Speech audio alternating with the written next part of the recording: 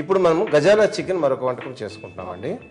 అయితే దీనికి కావాల్సిన పదార్థాలు చికెన్ ముక్కలు, కొబ్బరి పాలు, ఫ్రెష్ క్రీమ్, కొబ్బరి పేస్టు, వెల్లుల్లి పేస్టు, అల్లం ముద్ద, ఉల్లిపాయ ముక్కలు, పెరుగు బియ్య పిండి మిశ్రమం, పచ్చిమిర్చి ముక్కలు, హోల్ గరం మసాలా, నూనె, నెయ్యి, ఉప్పు, కొత్తిమీర, కరివేపాకు.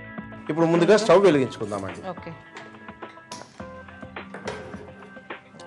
దీనిపైన ఈ పాత్రను పెట్టుకుంటున్నాము. దీనిలో నూనె,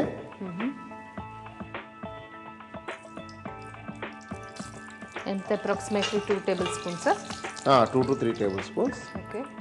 అండ్ నెయ్యి 1 టేబుల్ స్పూన్ అండి.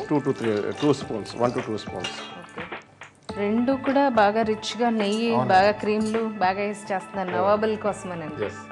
ఇది టిపికల్ సౌత్ ఇండియన్ డిష్ అండి. ఇది సౌత్ ఇండియన్, అదేమో నార్త్ ఇండియన్. ఓకే.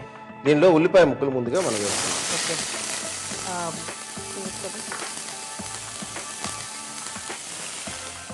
దీనిలో ఇప్పుడు మనం పచ్చిమిరపకాయలు వేస్తున్నాం. దీంట్లో కారం అనేది మనం ఒంటి పచ్చిమిరపకాయలతో మాత్రమే మనం చేస్తున్నాం. ఇంకా రెడ్ మిర్చి పౌడర్ అసలు లేదన్నమాట. ఏం రెడ్ మిర్చి అబౌట్ 10-12 వేసి ఉంటాం కదండి. అవునండి. ఇది ఎక్కువ కుక్ అవ్వకూడదండి. ఓకే. దీనిలో గార్లిక్ పేస్ట్ వేసుకుంటాం. ఓన్లీ గార్లిక్ పేస్ట్ అంటే జింజర్ గార్లిక్ రెండు ఉపయోగిస్తాం, కానీ విడివిడిగా మాత్రమే వేసుకుంటాం. గ్రైండ్ చేసేప్పుడు విడివిడిగా గ్రైండ్ చేసి ఉంచుకోవాలి. దీంట్లో కొంచెం నీళ్లు వేస్తున్నాం అండి. ముందుగా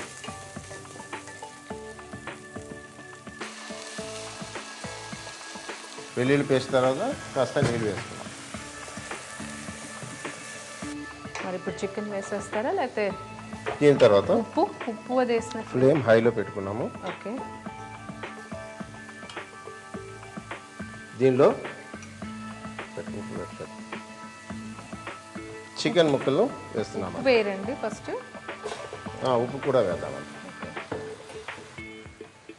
ఇప్పుడు ఉప్పు వేస్తే ఆటోమేటిక్గా చికెన్లోని వాటర్ అంతా కూడా బయటకు విడిచిపెడుతుందండి. చికెన్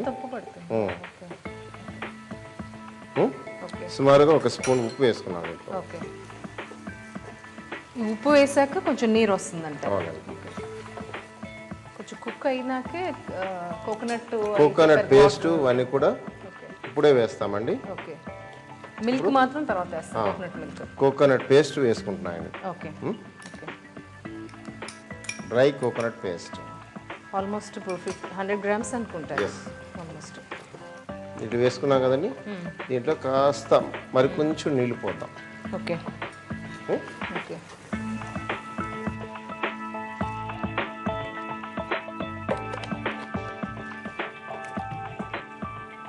ఇప్పుడు ఇంకేం కలపాలంటారు? ఇప్పుడు దీనిలో మనం కొంచెం హోల్ గరం మసాలా వేసుకుందామండి.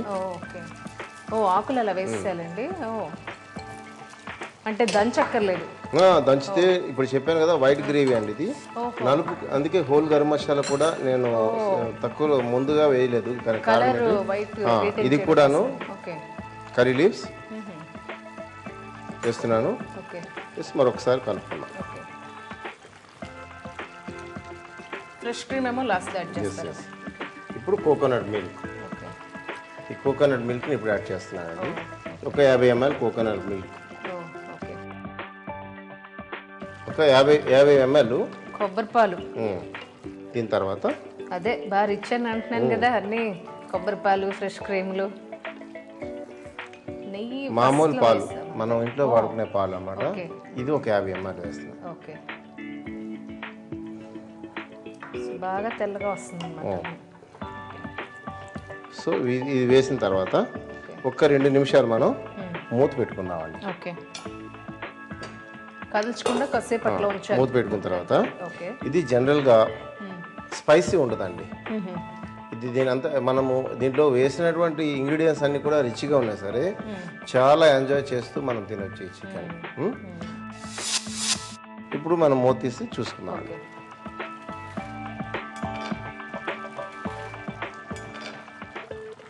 10-12 పచ్చిమిరపకాయలు మాత్రం సరిపోతుంది ఈ కారానికి.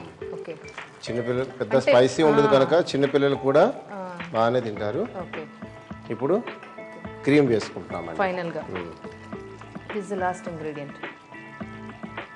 గరం మసాలా వేసిన అది దంచకుండా వేసింది కలిపారు కదా ఇందాక ఆల్రెడీ. సో పౌడర్స్ ఏమి వేయరు ఇంకా, గరం మసాలా పౌడర్స్ ఇంకా. ఓకే. ఇంకా ఇది అయిన తర్వాత కొంచెం మనం నీళ్ళు పోసుకుందామండి.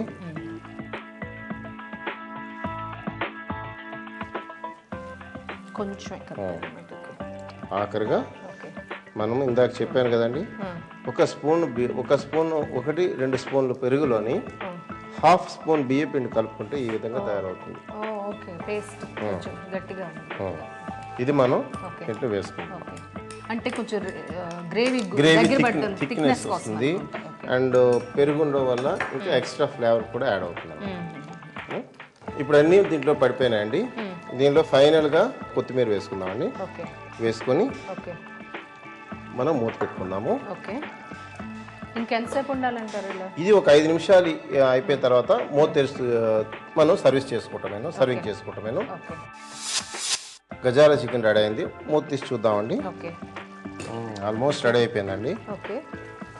అంటే అన్ని మసాలా దినుసులు కనిపిస్తూ ఉంటాయి అన్నమాట. అవునండి. ఇది గ్రైండ్ చేయనందువల్ల. ఎస్. ఇప్పుడు ఇది మనం సర్వ్ చేసుకుందామండి. ఇంట్లోకి తీస్తారండి? అవునండి. స్టవ్ బంద్ చేసుకుందాం మనం. ఓకే. ఫస్ట్ స్టవ్ బంద్ చేసుకొని దీంతో బౌల్ సర్వ్.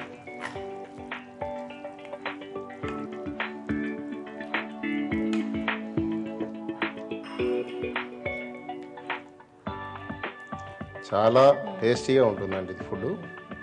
దీన్ని మనం గార్నిష్ చేసుకుందాము. Carrot flavours